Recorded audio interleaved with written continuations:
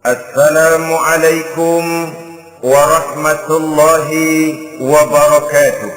Waalaikumsalam warahmatullahi wabarakatuh.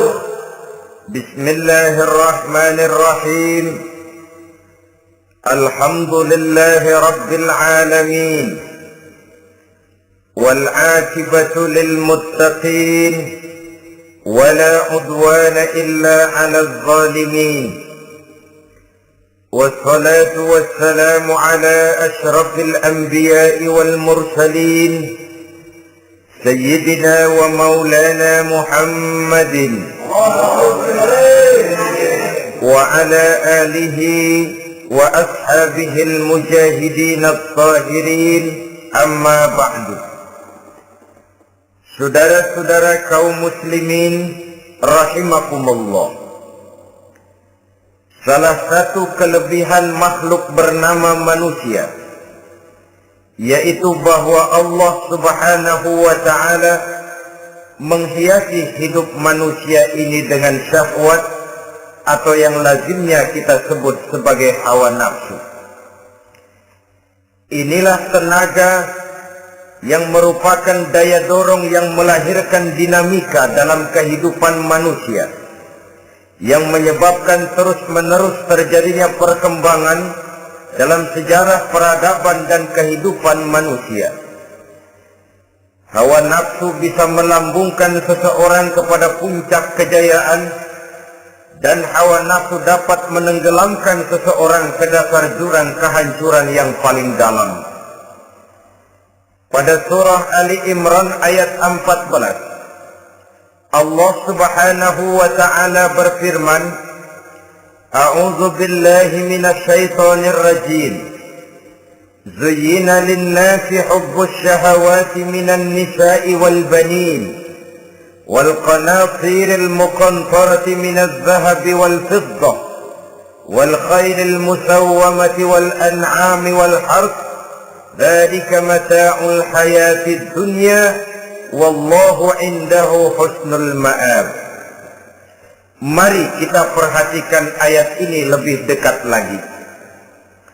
Allah Subhanahu wa ta'ala menjelaskan, Zuyyina lin-nasi hubbus syahawat. Makhluk manusia itu dihiasi dengan hawa nafsu. Dengan kata lain, hawa nafsu adalah perhiasan. Manusia tanpa hawa nafsu sama saja dengan orang yang tidak berhias, monoton, tidak mempunyai perkembangan dalam gerak kehidupannya. Tetapi kalau hawa nafsu adalah perhiasan, maka jika kita berbicara soal perhiasan, ada dua hal yang harus menjadi catatan pokok. Pertama, kapan satu perhiasan boleh kita pakai? Yang kedua, di mana perhiasan itu harus kita pakai? Kalau saudara berdandan rapi, pakai sepatu dengan kaos kaki, celana, jas, pakai dasi segala macam, tapi itu saudara lakukan pada saat saudara akan pergi ke WC, maka saudara sudah memakai perhiasan tidak pada waktu yang tepat. Begitupun sebaliknya, kalau jam tangan saudara pakai di kaki, kopiah saudara pasang di kaki, lalu sepatu naik ke atas jidat, maka saudara memakai perhiasan tidak pada tempatnya yang tepat. Demikian juga sifat yang bernama nafsu. kapan dia boleh diperturutkan, di mana dia boleh disalurkan. Adalah tugas daripada agama untuk mengatur syahwat atau hawa nafsu. Lihatlah kehidupan malaikat. Malaikat makhluk yang diciptakan Allah tanpa hawa nafsu. Maka kehidupan malaikat monoton. Malaikat tidak mempunyai peradaban dan kebudayaan. Malaikat adalah makhluk yang secara instinktif diciptakan untuk berbakti, tidak punya alternatif atau pilihan lain. Saudara lihat, ada malaikat yang sejak diciptakan diperintahkan untuk sujud saja sampai sekarang, nggak bangun-bangun. Ada malaikat yang sejak diciptakan diperintahkan untuk tasbih saja, yang lain tidak.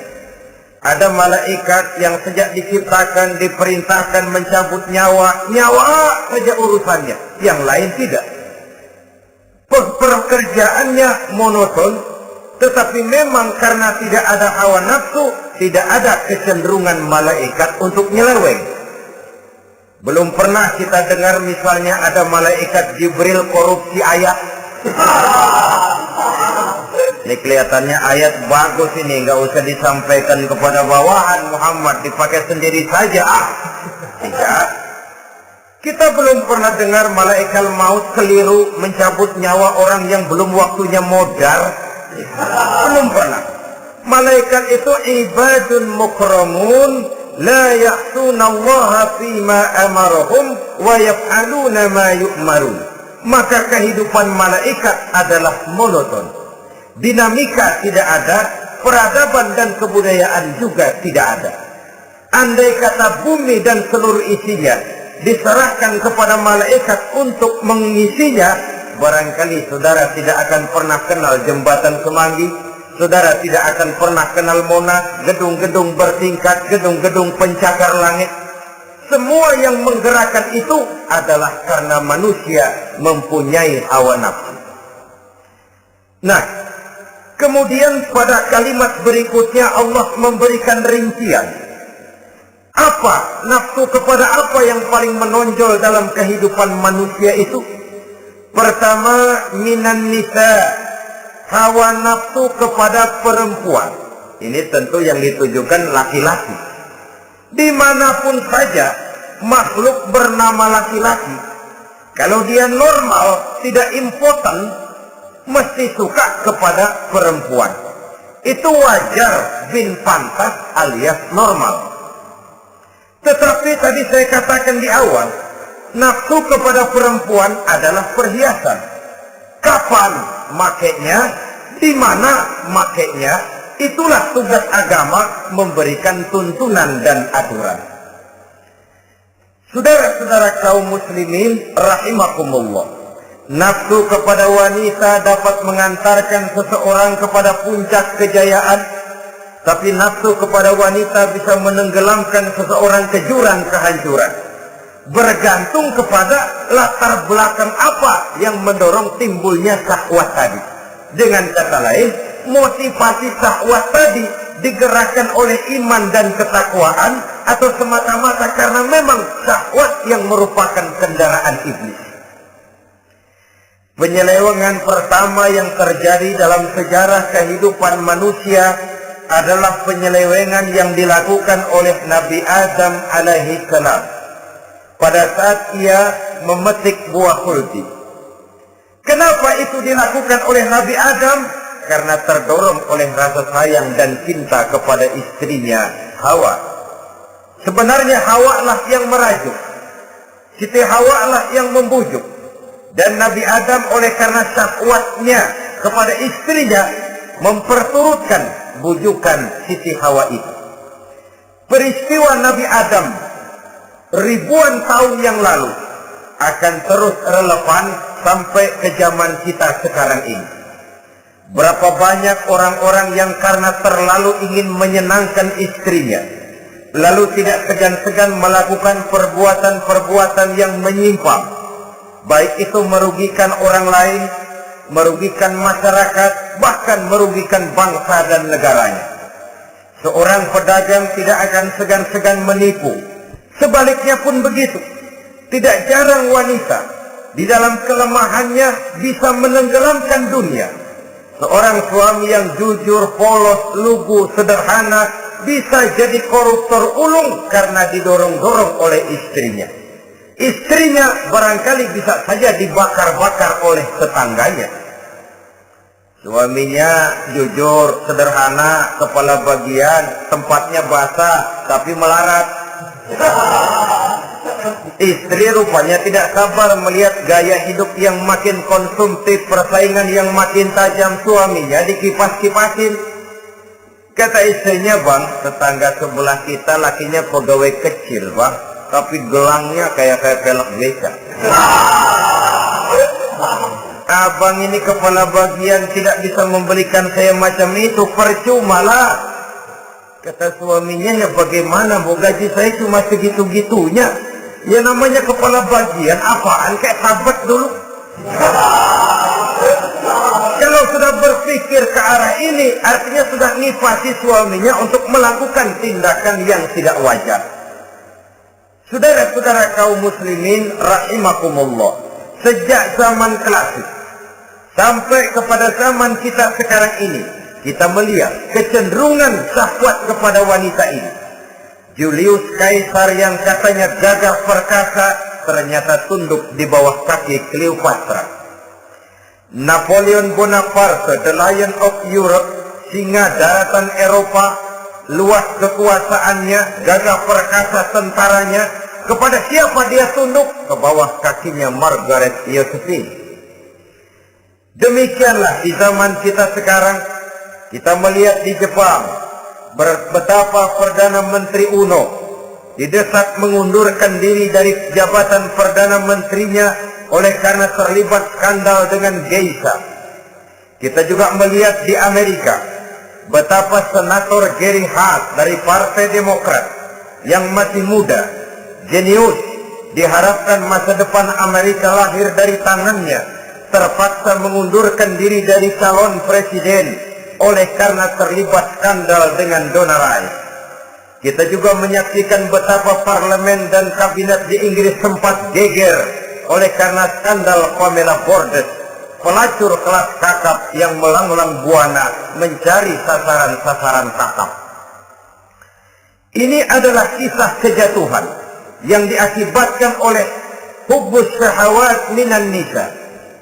Oleh karenanya benar jika Nabi kita menyatakan an-nisa'u imadul bilad, wanita adalah tiang negara. Jikalau baik wanita, baik negara. Jikalau rusak wanita, hancur negara. Kalau syahwat kepada wanita cuma semata-mata karena syahwat, maka seorang laki-laki akan memandang wanita cuma sekedar alat pemuas hawa nafsu. Nilainya rendah. Sedangkan agama kita mengajarkan ma akraman nisa'a illa karimun wa ma ahanan nisa'a illa laimun, kata Nabi. Tidak akan menghormati kaum wanita kecuali orang-orang yang terhormat, dan tidak akan merendahkan derajat kaum wanita kecuali memang orang-orang yang rendah moralnya. Dengan kata lain, apabila syahwat minan nisa ini dilandasi dengan semangat iman dan ketakwaan, maka kehidupan Rasulullah sallallahu alaihi wasallam sungguh menjadi figur dan contoh dalam kehidupan kita. Perkawinannya bukan karena wajah yang cantik semata-mata, tapi lebih merupakan nilai ibadah kepada Allah Subhanahu wa ta'ala. Dengan demikian, kecenderungan kepada hubbus syahawat minan nisa dikontrol oleh nilai iman. Barometernya, tolok ukurnya adalah iman. Di zaman sekarang banyak kasus kawin campur yang pada akhirnya akan membingungkan kita sendiri. Padahal Al-Quran secara jelas dan tegas memberikan bimbingan. Orang itu kalau sudah, kata Imam Syafi'i, wa ainur ridha an kulli aibin kalilatun kama anna aina syuhti tubdil masawiyah. Mata kalau dibalut cinta dia buta terhadap nista, tapi mata kalau dibalut benci hanya melihat yang keji-keji saja. Biasanya cinta kepada wanita memang bisa menimbulkan dorongan yang positif, tapi juga bisa membuat seseorang buta sama sekali. Dorongan yang positif paling kurang dari segi penampilan. Coba lihat lelaki kalau lagi demen perempuan, lenjeng banget. Sisiran rambutnya rapi, terikaan bajunya lancip, sepatu